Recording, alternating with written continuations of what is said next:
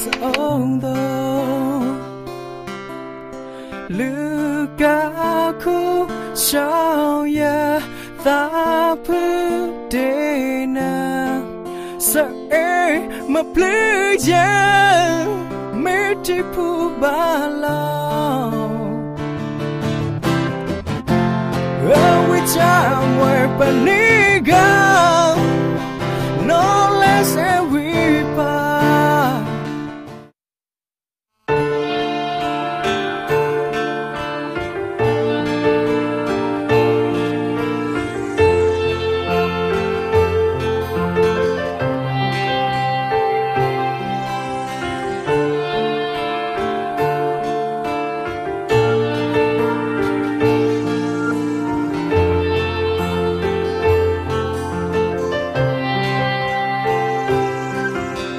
Na kloto kwaya gada oto the shout la lega be we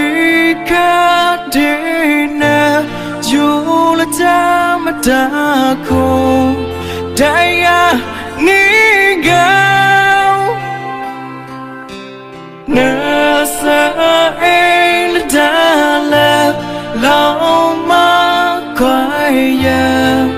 Bibla Bis Ondo Lukaku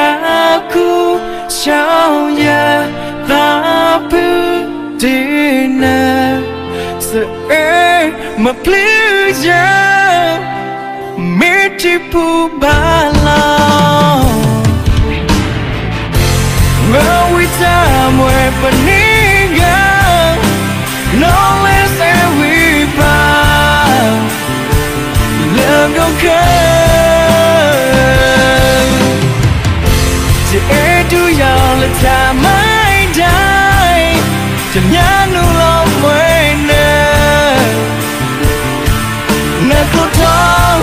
Never mind quite late down the blue, oh, told the show yeah, down, never all I pulled the show, yeah.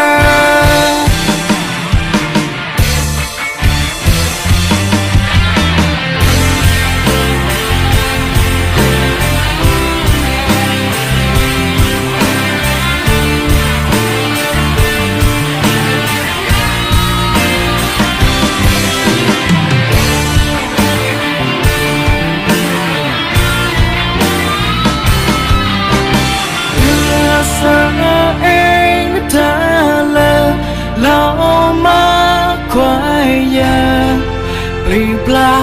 bis ondo Lukaku Shaya Thapu Dina Say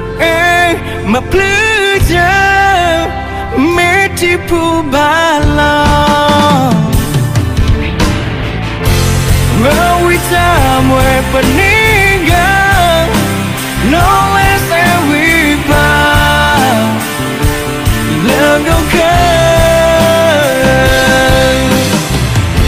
To air to y'all the time I die To nyanu long way now Never talk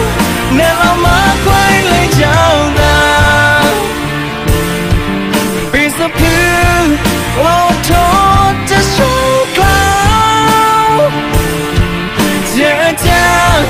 Never all I pull the show, yeah. Oh, well, you make the pull along. Well, we time where Paniga No less than we bow Love okay To air to y'all the time I die To nyanu long way now Never talk Never mind quite